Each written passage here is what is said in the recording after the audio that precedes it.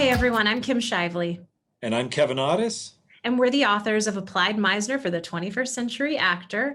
And we just wanted to take a minute and talk about why we decided to write an acting book. Yeah. Why Yeah. did we decide to write an acting book? I think when we first met, we were like, the world doesn't need another book on acting. Yeah, I'm pretty that sounds sure we did. familiar. Yeah. Yeah. Um, but I think what we've discovered in working together for the past 5 years and over the span of our careers individually is that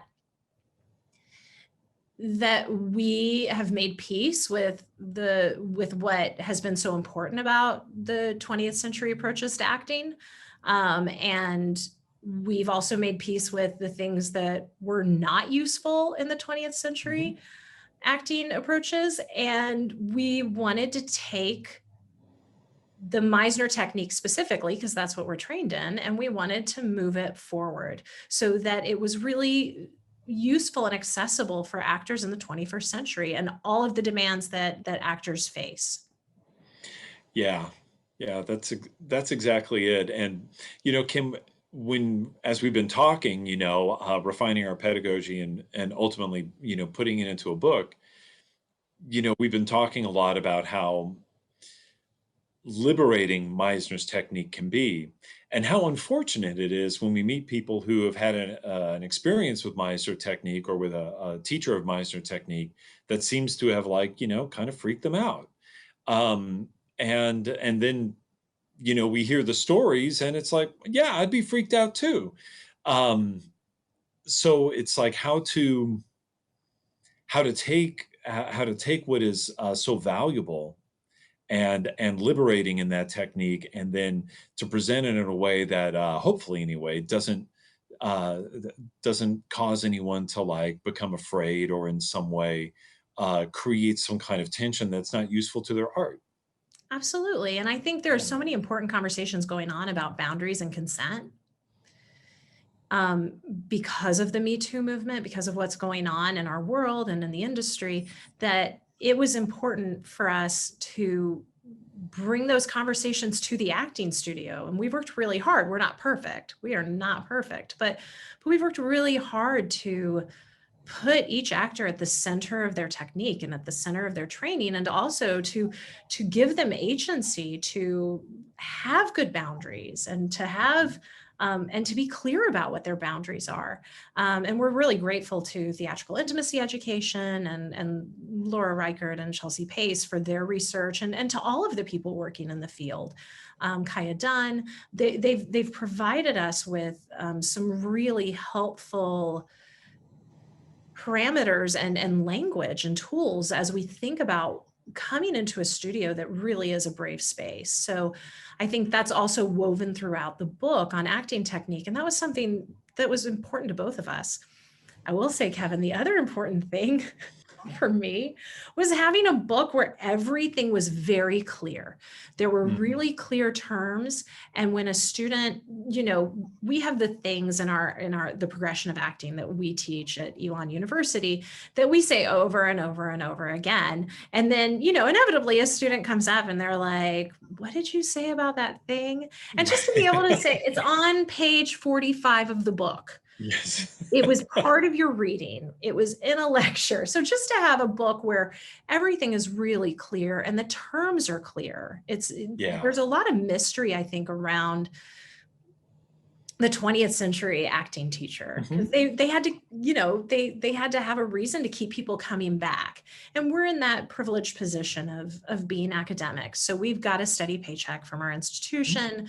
We don't have to bring in actors all the time, and so we're in a sweet spot, but we did need a place where the terms were really clear, where what we're asking of the students is clear, those expectations of what it is to move through the progression could be easily understood.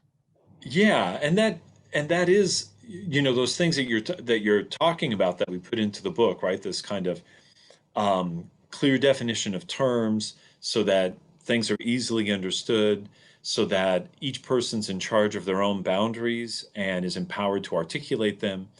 All of this together, hopefully it produces a sense of ease and freedom in each actor and in the studio, so that the work that happens in the studio can be easy and free and creative, right? And spontaneous, rather than something that is clouded by fear or tension, or something that's not helpful to the acting. Yeah. Yeah. Something I like what you're talking about is that free of that tension, and something that's really freeing up the actor to have that spontaneity. And I think that's one of the things that really compelled us to write this book. So while neither of us think the world needs another acting book, we were compelled to write this one because we We did have wrote one something to anyway. say. Yeah. We wrote one anyway, but we found we needed to put it all in one place because we were, we were supplementing our own things and finding wonderful contributions from other people.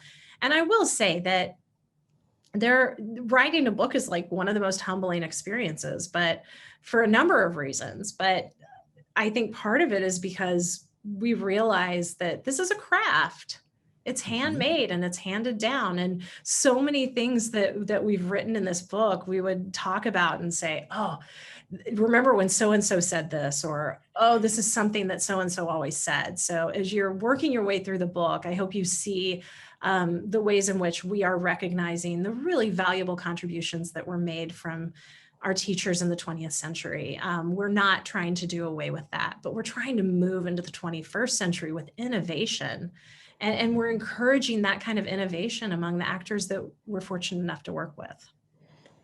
Yeah, definitely. And Kim, you mentioned the process of us writing the book together and exchanging stories and talking about our teachers. But that collaboration was so productive because it helped us to get more specific in articulating what we understood to be helpful and useful and what we've been doing in our pedagogy. So we got clear as a result of or clearer as a Yeah. our dialogue together.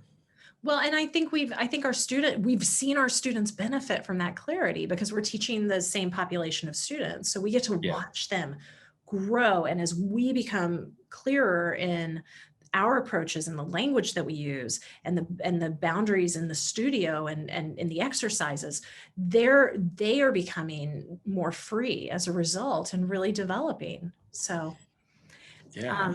I've got for those of you reading the book, I've got my Oak House cup of coffee, and this is the most natural thing in the world for us to sit and talk about, like, the thing. So we hope Yeah. that you're enjoying the book. If you're reading it, if you're not, please visit our website at www.21cactor.com, or you can follow us on Facebook at 21CActor or on Instagram at 21CActor Insta.